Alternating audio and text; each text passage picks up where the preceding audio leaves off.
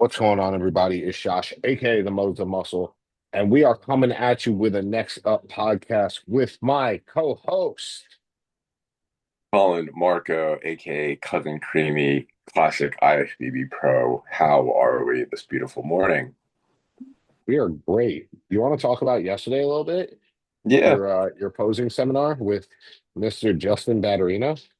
yeah, it was honestly, and credit to the owners at Ironler, Dan, Jeff, and Aiden. Ran a lot better than I expected. Everything was coordinated very well. It was something that was really cool to get very close and intimate with the community around North Carolina. It was cool. It was even cooler when people knew who I was, and like obviously, yeah, I was promoted on the page, but it's like, I have people I've never talked to in my entire life, coming up to me about whether it's a pro card or just having general questions about bodybuilding, thoughts on posing, um, thoughts on how their prep is going this far. Actually, people acknowledging my opinion, which is really cool. I've never necessarily had that before.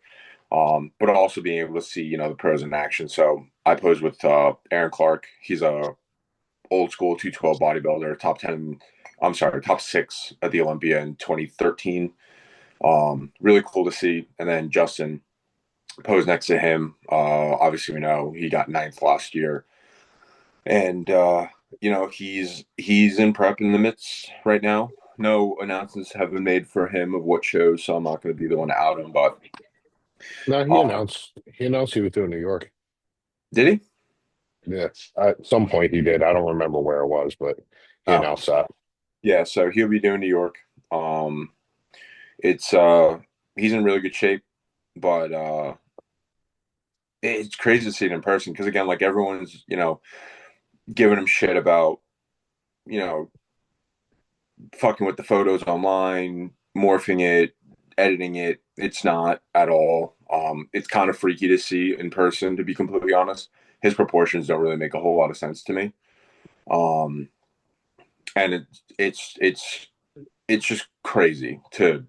It was kind of nuts just to kind of see it in person. Um, but I mean, it was cool. Like I said, it was very well put together. Even the bikini girls, there's a couple girls who competed in the Charlotte Cup 2 weeks ago.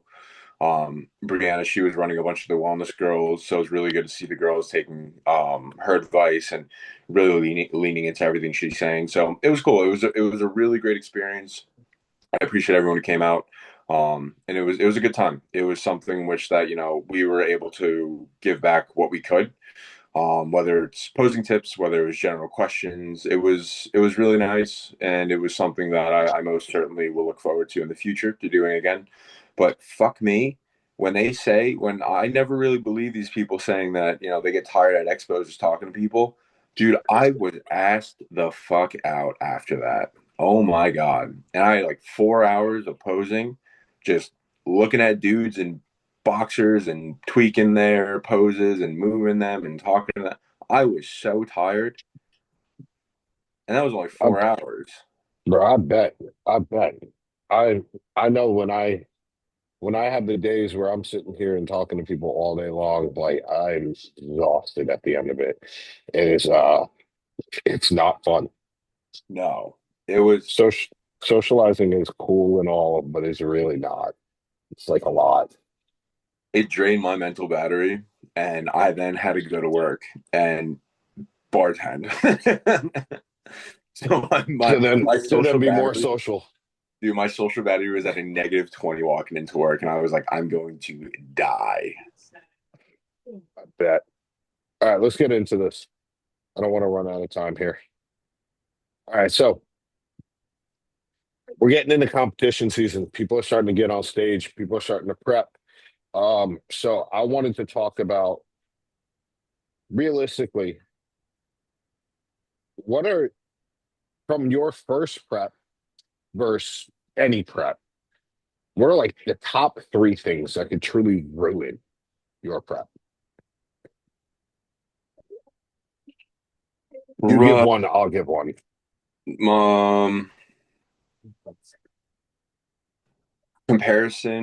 Comparing your progress to others, and so are we talking about like first prep ever? First prep, first any prep, doesn't really matter. Yeah, I mean, I will say comparing your pictures and hunting for those who are going to be at the show will truly ruin it'll ruin the progress to get to stage, like from a mental standpoint. Well, I have to disagree with someone, or disagree. I love looking at other people who are competing in the show with me simply because I now have something to gun for. I now have a target. Even if I believe that I'm the best one who's stepping on that stage, I have a target. I have somebody I'm going after. Um, it can drive you to pushing to new levels if you are somebody who needs that. So I have to strongly disagree with that one, but I do have to agree with the comparison part. Comparing yourself to someone else in prep, um, or comparing yourself to anyone else in general is probably not a great idea. But to look for somebody else who you're competing against gives you a target to shoot for, and I am a big fan of that. It's not a comparison thing. It's just a I'm looking at this person as my competition. I have to be better than them, so I have to outwork them. Yeah, I think it's very person dependent because you want a gun for somebody. Me personally, like this last prep, I could not give a flying fuck. I mean, you saw when we walked in the backstage of Junior Nats, the competitor list on the wall, everybody's taking a picture and going to look at the people. It's like, you boys, we're going to see them in 10 minutes. Like, you don't need to look them up. And it's like, job's done at that point. There's quite literally nothing you can do besides be extremely in your own head going onto that stage. So for me personally, I would say I can't go and look at others to think like I'm gonna gun for them because like it's a sport that it's like you beat them on the appearance and the objectivity of the judge. So it's like you can look better than them, arguably, and still get fucked. I mean, look at me at Junior USA's. I placed fifth. There ain't no fucking way I should have placed fifth. But objectively, Tyler said, "Fuck you, you're getting fifth." Yeah, I mean that's the unfortunateness of this is that you notice how I'm still not calling it a sport. Is that you're judged just based off of how you look Yeah, and what they're looking for that day. The unfortunate thing is that there are not a lot of clear criterias. no, Um, Classic doesn't have a truly clear criteria. no, Um, Even down to like what we know as what will win a show, right? You win from the back, conditioning wins shows. That's bullshit. Because if you just straight up don't have the tissue, you are not. You can have the nastiest back, but be 130 pounds on stage, and it doesn't matter. yeah, Um, so like, there's caveats to every rule with that. My big thing, financial status. If you can't afford your coach for the full amount of your prep, if you can't afford your Airbnb, or you are skimping on your Airbnb to stay 45 minutes away because it's just a little bit cheaper, um, you can't afford the tanning, pictures, like, especially in a first prep, you want to commemorate that. You want to turn around and say, like, yo, this is my first time ever doing this. Like, I want the pictures from it. My first show, I have the pictures from. I have them printed out. They're on my wall. I hate looking at them, but like they are there. Um, it's the little stuff. It's like if you get to the show and you haven't paid for your NPC card, and that's going to make your account go negative, that's a problem. Like, hmm, be be in a financial status. And I've said this to a couple people who I'm like starting to get into we're starting the prep, and I'm like, yo, can you afford this prep 2 to 3 times over right now? Like, assuming that this prep is going to be 5 grand, can you afford this 2 to 3 times over? Are you making enough money to know that your account's not going to go negative, or it's going to stay exactly where it is paying for this prep? Because if you can't, man, it's not worth it. and to kind of piggyback off of that, another thing, it's same realm, different idea, but what can ruin is those who want to skimp in the beginning and not if and this is specific for enhanced people. Skimp in the beginning and not buy 90% of what you truly need. And that 10% is, the coach being like, hey, we're going to start this in 2 weeks. Like, make sure you have this on hand. Or, hey, make sure you have this in the foreseeable future. But like your main nitty gritty enhancements, your test, your mass, your trend. Again, you can have T3 and T4 in your hand if you have a clen. Anything of that nature where it's like you make sure you have these on hand so you're not scrambling when your coach goes, hey, we're throwing this in. It's like, fuck, I don't have that. And it's just because you didn't want to spend that amount of money at that time. It's like if you can knock off 90% of your load from the jump, that stress is gone because there's no scramble. There's no immediate spike in worry of like, oh my God, I need to get this. And then you're scrambling. You're texting all your boys, hey, do you have this yet? And then, this guy's a half a vial. This guy's, got a 3/4 vial. It's like, just get it all knocked off in the beginning because the more prepared you are, the less you're really ever going to have to worry. And that's in so many different aspects of the prep. It's not just the enhancement portion.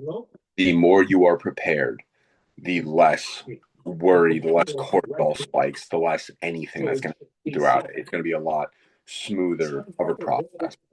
Yeah, 100%. What up, buddy? Sorry, I'm in a podcast right now. I appreciate it. Speaking of somebody gunning for universe, shout out Malik for just dropping off some cream of rice. It's my dog. Um, but I mean, I'm gonna go into the next one because I think this ties in really well. And those who know me know that this is a personal one. Um, being in a shitty relationship. Fucking dude, fucking facts. Oh Like, my God. if you are with a person who is not conducive to the prep, leave said person. And if you really love them, you might have to rethink the whole prep. Realistically, like not even trying to like mess around or make it a joke. Like you might have to rethink either bodybuilding or that person. Um, Personally, I haven't had this problem. I've left every girl that I've ever talked to at the beginning of prep. There's been one girl that I did talk to that I was in prep with. And I made it all the way up until 3 weeks out, and then we broke up, and then I bailed out of the prep.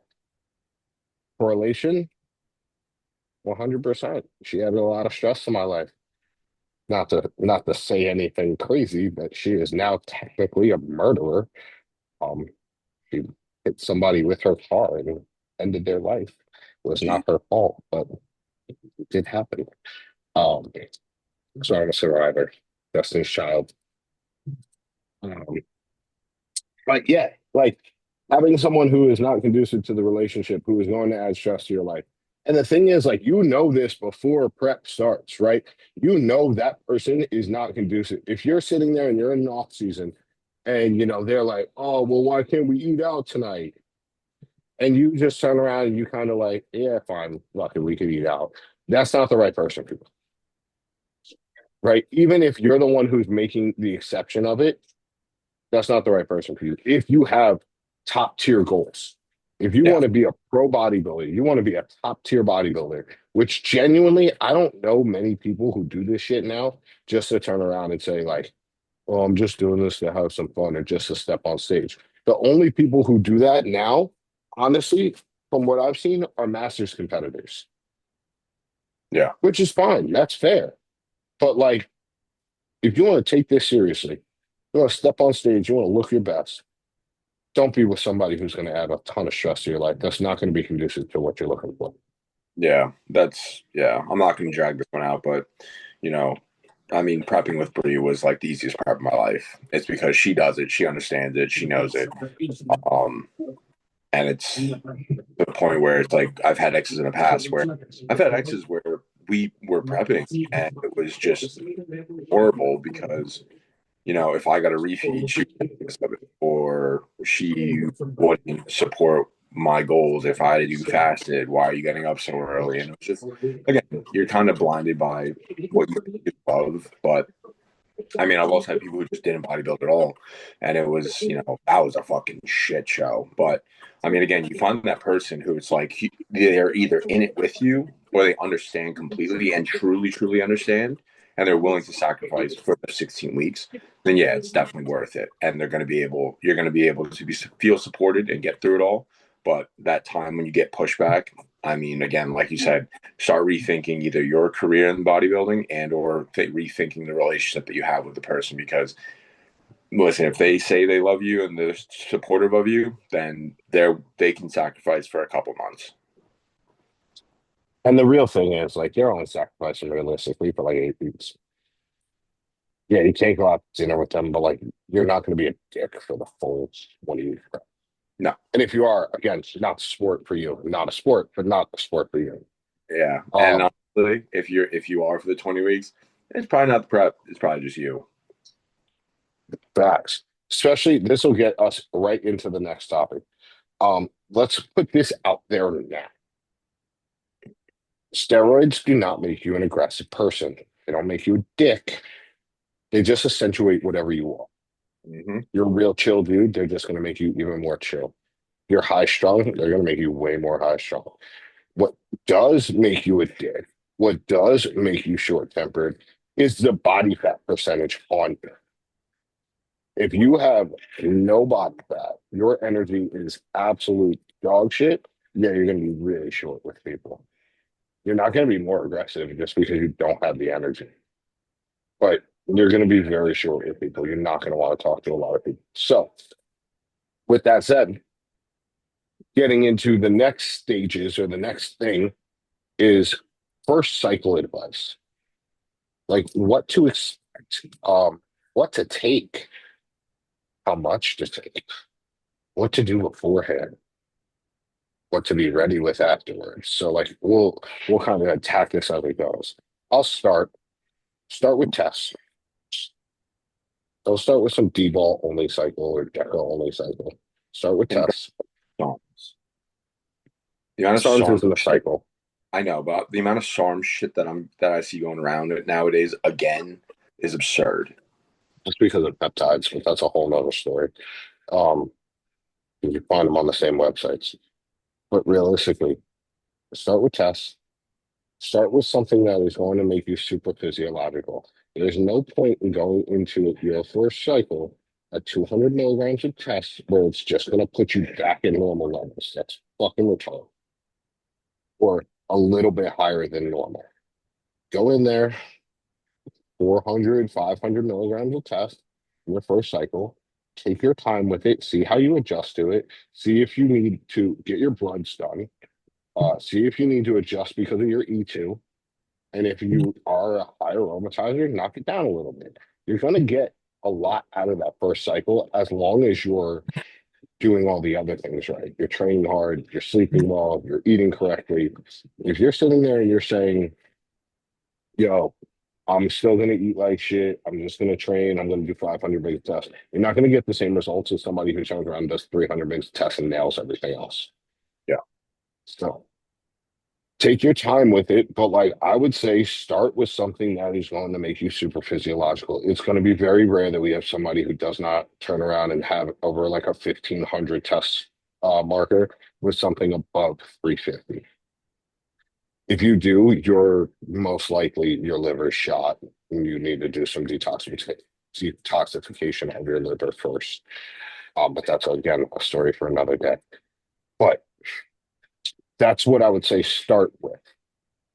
Uh, Again, take those numbers as don't take them as law. You might be different. You might be the one person who turns around and has a 15 plus 100 score with 200. Be dope. Be really cool because then you never really have to take a lot of shit ever. Yeah. So, um, next thing, starting point. Start lean as fuck. Like your best point, your best start is if you're natty and you are already bodybuilding, start right at the end of your prep. Your hormones are already tanked. you're super sensitive, and now you don't have to fight to get your hormones back in a good level to turn around and then add in the artificial hormones. They're just going to get there. Yeah. They're just going to immediately be at a better spot, and you'll be able to turn around and adjust what you need to adjust, create what you need to create. And honestly, you're going to have more tissue off the back of that than probably any other time. I fucked that up personally. My first cycle was 500 tests. By the end of it, it was 500 tests, 300 EQ, and 300 master on in my first cycle. I never really got peeled.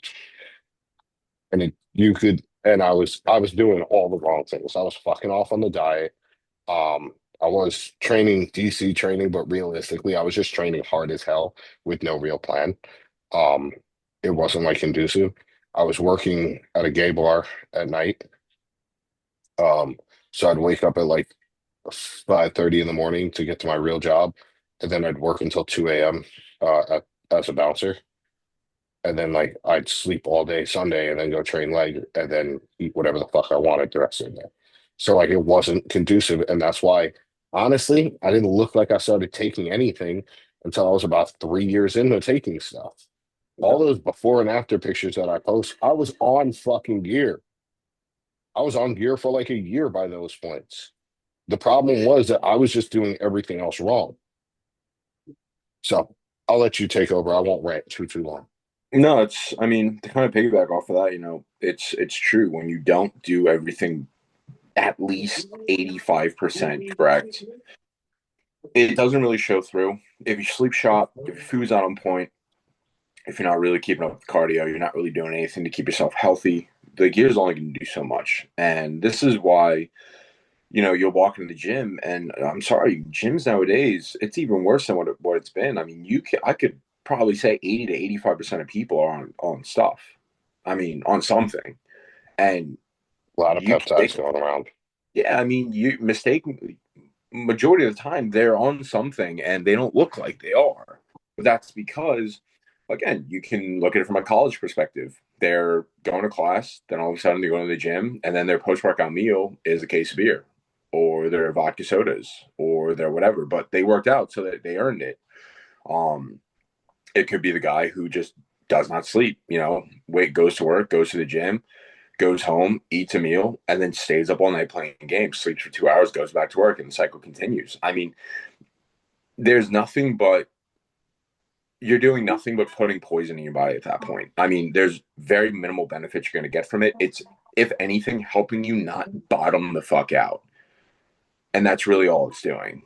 There's no enhancement. It is doing everything in its power to keep you as baseline as possible of a living human being. And if you're not doing everything properly, it's very hard to see anything pull through. It's very hard to see any results come through because realistically, these things are meant to enhance your life. And if you are not taking the account, if you're not holding yourself accountable with doing everything right, and at the very fucking least, sleeping, because I didn't realize how anabolic sleep was until a year and a half into it, where it's like I'm not seeing the change that I want, but at the same time, I'm going out. It's like this is after I moved out. I'm going out to New York City, and I'm staying out till all hours of the night, sleeping until 6 a.m., and then going to the gym, waking up, doing it all over again, and then 12 to 2 a.m., I'm out drinking, and again, I'm just poisoning my body, and I never really started seeing results until I truly, threw all out the window. And again, I'm not saying you can't enjoy yourself. If you want to drink, you can have a drink, but you can't go get blackout every weekend, weeks on end, months on end, expect to achieve the goals that you want. And I'm sorry, you're injecting poison in your body, you're drinking poison, you're doing nothing but degrading your life. And if anything, slashing years of life off of you. So again, you need to be able to decipher the wants and needs in your life and not just take this as the idea of, you're going to turn into Ronnie, because you're not. I can promise you that. But it's also to the If fact you of, were going to be Ronnie, you'd be a pro naturally without really trying. Let's be yeah, real. and Ronnie that's was. Ronnie was natural and a pro, and he was one of the better pros as a natural. There's a how shows or how the Olympia worked back then was it wasn't a win and you're in.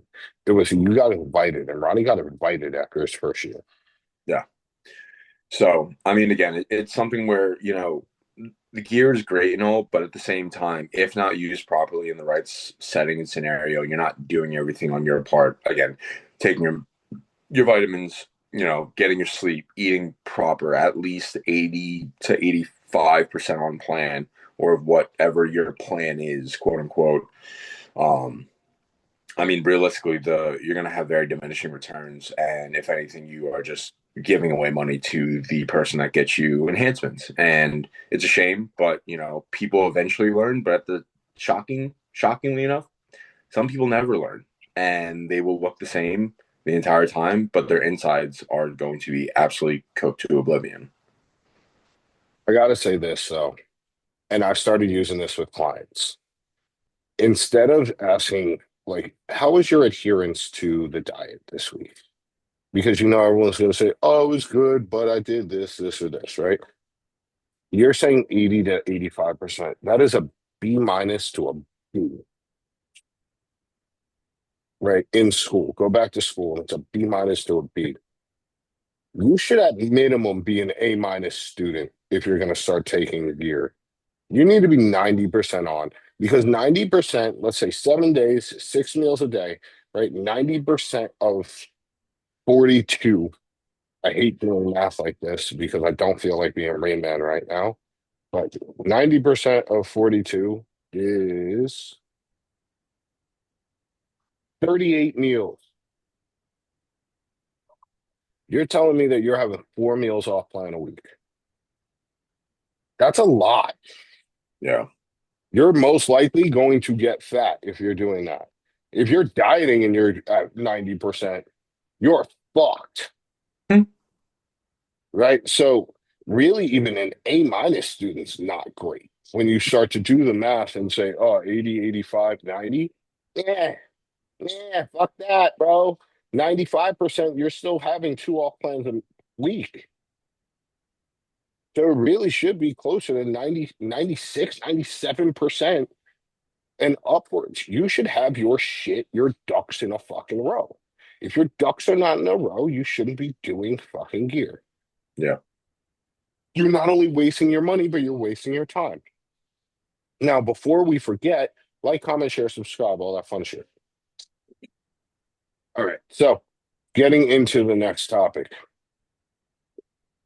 the biggest mistake guys make on their first cycle, we kind of addressed that, right? So we got into that. So let's go. Let's wrap this up with signs that you're not ready to prep you, and let's skip the things that we said that could go wrong. I do think we missed one more, but no, I we did. We got two, or we got three. So signs you're not ready to prep yet. One, you're doing an hour cardio in your off season. Two, your food's not high. Three, you're beat the fuck up. Four, you've just been super inconsistent. I think we could just dive through those four things and just expand on those. We got about 8 minutes left. So starting off, let's just start off with the hour cardio. If you're doing an hour cardio, you are most likely doing that much cardio as a way to be able to fuel more food. And that's honestly a fucking eating disorder. Like you might not want to admit it, but that's full blown eating disorder. You're doing extra to be able to eat more. It's not how you should do this shit. That's Yeah. just driving fatigue up. Yeah. I mean, again, when people, I see whether it's a client who comes to me or whoever, it's like their coach had them doing X amount of hours of cardio a week. And it's just like you're in a off season and, you're, let's say, 22 weeks clear of your show. It's just like, why exactly has cardio not coming down? Why have you not questioned it coming down? But people always kind of want to look at it from like, oh, if you're doing an hour cardio, where's it going? And it's like there's some truth to it because realistically, if you're starting your prep at like an hour cardio, I mean, it's just gonna continuously go up until, again, I'm not going to get into the whole deactivity day and whatever. But I mean, if you're at an hour cardio to start, I mean, fuck, what are you going to be doing? 3 hours by the end? 2 hour and a half sessions, 3 1 hour sessions. Like it doesn't make sense to me. That much cardio from the jump, especially when you, like you said, to mitigate for the sake of eating more, you're doing an hour of cardio to stay, maybe it's to stay leaner. And it's just like, in an off season, get ready to fucking get uncomfortable with being comfortable. I mean, this is the heaviest I've ever been. And granted, still in good shape, but it's like, fuck, dude. If I was doing anything like anything more than fuck 20 minutes of cardio more than 5 times a week, it'd be like, what are we doing? I'm ex fucking what 20 something weeks clear, 30 something weeks clear of my show with a diet in between. It's obnoxious to even think about wanting to do that much cardio for the sake of eating more. And again, it could be for the sake of staying leaner. And it's just like, it's unrealistic and not necessary at all. Personally, when it comes to an off season, I like hit cardio more than just about anything. I think it fuels training performance. It teaches your body to utilize glycogen better. Um, and realistically, yes, it drives high fatigue, but like you don't have to do as many sessions of it. Yeah, Do three sessions, I was gonna say right? if hit cardio, I would say like hit cardio on rest days. Yeah, do 2 to 3 sessions a week of hit cardio. Do one steady state just to keep your metabolism kind of you know, running, but also just for the heart health benefits of doing zone two cardio. Yeah. But like do hard cardio during your off season. Burn those fucking calories. Not only will it also in turn keep you leaner, but you will be able to take a leg press set to 15 or 20 while you're 40 pounds over your stage weight. Yeah. That is going to grow your fucking legs. That's going to grow your whole body realistically. I still believe in the growth hormone surge, even though I'm on copious amounts of growth hormone. I think that when you turn around and you push a legs press set to that utmost degree, you are going to stimulate some sort of growth hormone response from it. Um, shit, I feel like I'm a perfect example when you look at my physique this year compared to last year. The only real true difference is that I'm doing higher rep sets of legs and not as many sets. Because 31 sets of workout was fucking ridiculous. That was retarded. Um, what was the next one? Oh, being inconsistent because I don't want to run out of time. Being inconsistent. If you are, some days following a plan, some days just macro matching, some days you're just throwing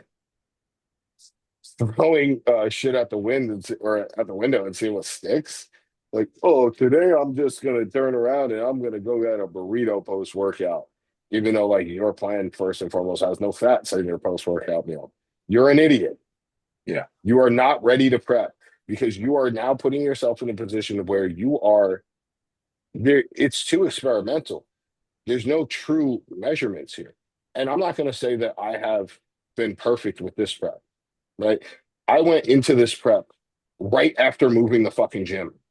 There were times where I was eating undisclosed amounts of non-fat Greek yogurt with some honey, berries, and shit like that because I knew I hadn't eaten 3 meals that day.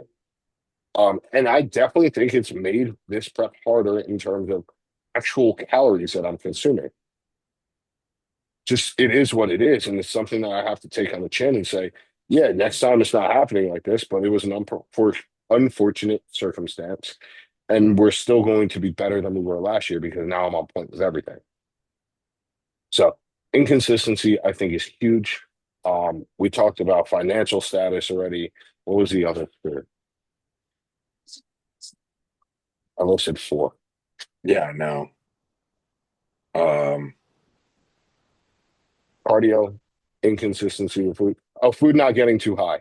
If you're still eating like a bird because you want to stay lean, sorry, tough shit, bro. This prep's going to be really hard for you. Even with a GLP-1, it's going to be really fucking hard for you. You're going to sit there and you're going to say, damn, I'm hungry. And it's most likely going to cause you to binge, whether you believe it or not. It's well, just, and it it's is also what it is. when your food doesn't get that high, you're not putting on size. And for the people who are hyper focused on staying super lean, like once you let go of that thought process, you see true growth, and that's really what I see full circle. I mean, it's very different coming out of like a show rebound, but like if you're someone who for extended 20 24 weeks wanted to stay lean for your off season because you wanted to main gain or grow with keeping abs, like you're stupid. You're wasting your time. You're going to have minimal changes from stage to stage, and I fully believe that. And I'm sorry for anyone who thinks that you can main gain for 20 weeks and have a drastic change in your physique from stage to stage. You're not. Maybe a change of condition, but size wise, you are fucking beat shit. No, and there is merit to staying leaner for longer periods of time. We got a minute left. There's merits to staying leaner for a longer period of time, getting a lower body fat set point.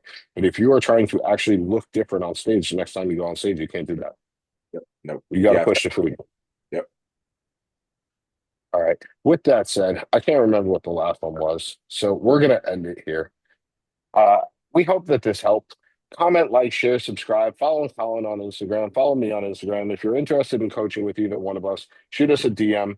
We will be answering those DMs promptly and answering any comments on here. So shoot them down below. Thank you. Have a great day. Go fuck your mother.